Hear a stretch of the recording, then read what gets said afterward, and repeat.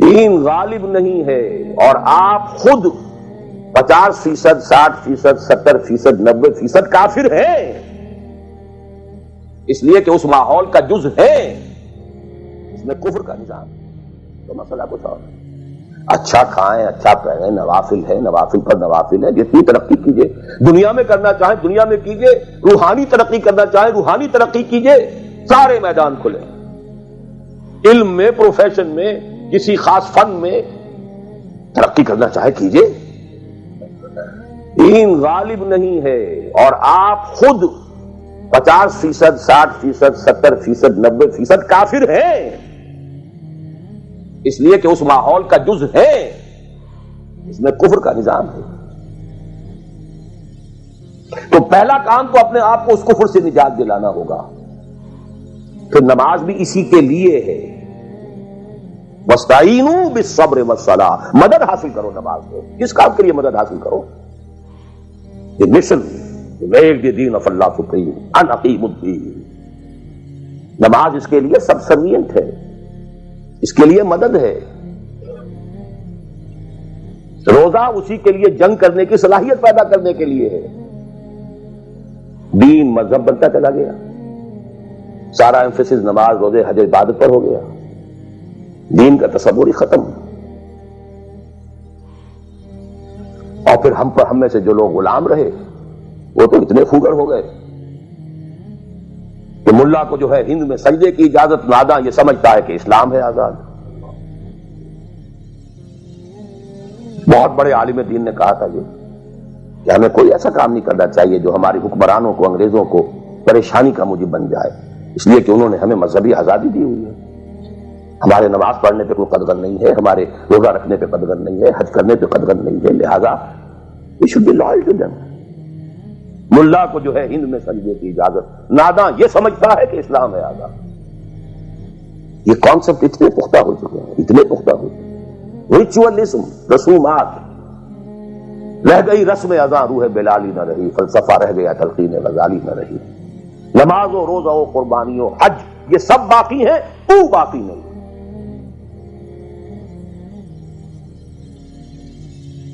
نمازیں بھی ہیں، روزے بھی ہیں، تراویح بھی ہم نے پڑھی ہے، اب موسم آ رہا، عید الاضحیٰ بھی ہوگی، قربانی بھی ہوگی، حج کے لیے بھی جائیں گے، لیکن دنیا پر کوئی اثر اس کا؟ 30 لاکھ آدمی حج کر کے آئیں گے، معاشرے پر کوئی زیرو کے برابر بھی کوئی اثر ہے؟ جو خود جا کر کے آتے ہیں ان پر کوئی اثر ہوتا ہے؟ جیسے گئے ویسے آئے۔ الٹا یہ کہ یہ اور کانفیڈنس لے آئے کہ پچھلے سارے گناہ معاف ہو گئے، اب اثر نو کرنے کی چھوٹ ہے۔ اسی موٹی سے اور میں اپنا 35 سال کا تجربہ آپ کو بتا رہا ہوں۔ اصل ڈیسائیسو پوائنٹ اس کو سمجھ لیں اگر، تو آپ کا پورا تصور بدل جائے گا، ویلیو اسٹرکچر بدل جائے گا، لیکن نہیں تو پھر جو بھی ہے وہ ہے۔ اب میں ایک عملی سوال کہہ رہا تھا کہ اس میں بڑا عملی سوال ہے، میں کیا کروں؟ میں ایک ایسے ماحول میں رہ رہا ہوں جس میں اللہ کا دین غالب نہیں ہے۔ میں نماز پڑھ رہا ہوں، روزہ رکھ رہا ہوں، میں شراب نہیں پیتا، میں سور نہیں کھاتا، چلو میں نے اپنا اکاؤنٹ جو ہے بینک میں جو ہے کرنٹ اکاؤنٹ رکھا ہوا ہے، میں نے کوئی سود نہیں لیا، نہ سود لینا چاہتا ہوں، کیا کروں؟ اکیلا چنا پہاڑ کو تو نہیں پھوڑ سکتا، پورا نظام تو میرے بدلنے سے نہیں بدل جائے، تو میں تو رہا پھر 40%، 50%، 60%، 70% کافر کا کافر۔ تو what's the way out? What's the مخرج؟ بڑی پیاری حدیث ہے وہ جس میں یہ الفاظ آتے ہیں، حضور نے فرمایا انہا ستکون فتنۃ، ایک وقت آئے گا بڑا فتنہ ہوگا۔ حضرت علی فرماتے میں نے فوراً عرض کیا مل مخرج منہا یا رسول اللہ، اے اللہ کے رسول یہ بتائیے اس سے نکلنے کا راستہ کون سا ہوگا؟ یہ نہیں پوچھا کیا فتنہ ہوگا، کیوں ہوگا، کب ہوگا، کیسے ہوگا، کدھر سے آئے گا، کچھ نہیں، نکلنے کا راستہ بتائیے۔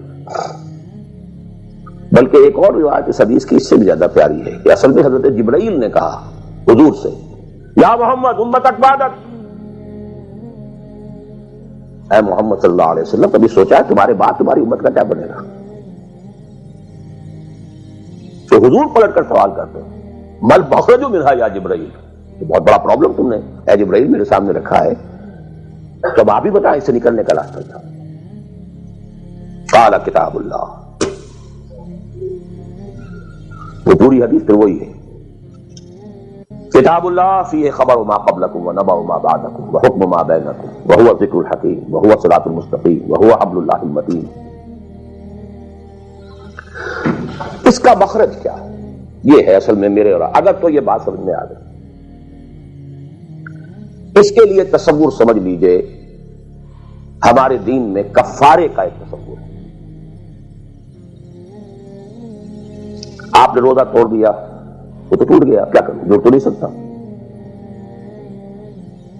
کب اشکوں سے جڑ سکتا ہے؟ جو ٹوٹ گیا سو ٹوٹ گیا۔ روتی ہو کہ شیشہ جام کے بل، جو ٹوٹ گیا سو ٹوٹ گیا۔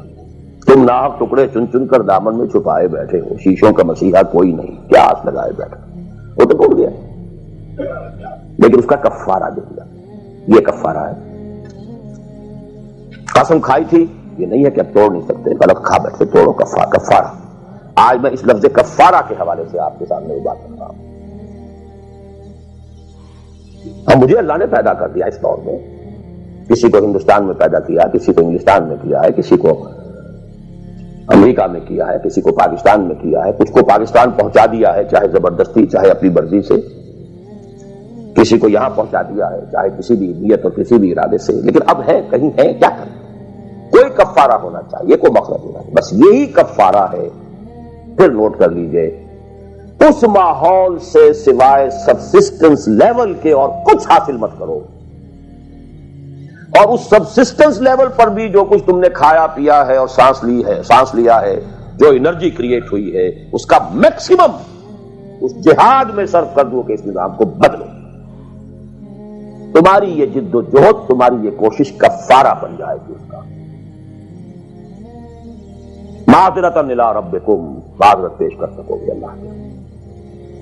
اے اللہ میں نے اس نظام کے ساتھ ریکنسائل نہیں کیا، اے اللہ میں نے اپنی توانائیوں اور اپنی محنتوں سے نہ اپنے لیے کوئی جاگیر بنائی نہ اپنے لیے جائیداد بنائی، اے اللہ میں کوئی دولت چھوڑ کر نہیں مرا، اے اللہ میں نے اپنے بچوں کو بھی اسی کام کے لیے لگا دیا، میں نے ان کی دنیا سے بڑھ کر ان کی عاقبت کی فکر کی، نہیں کر سکا، آگے کچھ نہیں ہو سکا تو میں بے بس ہوں۔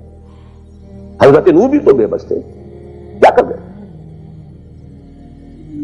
لیکن اگر کسی بھی درجے میں ریکنسیلیشن ہے، کمپیٹیبلٹی ہے، اس کو آپ نے ایکسپٹ کر لیا ہے، اس میں پھلنے پھولنے اور پھیلنے کا بندوبست کر رہے ہیں، یو آر ڈومڈ۔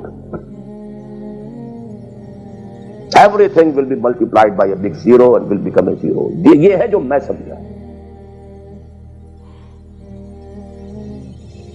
اس کا نام ہے جہاد، کانسٹنٹ فرکشن، کانسٹنٹ اسٹرگل، جان مال، ان صلاتی و نسکی و محیای و مماتی للہ رب العالمین۔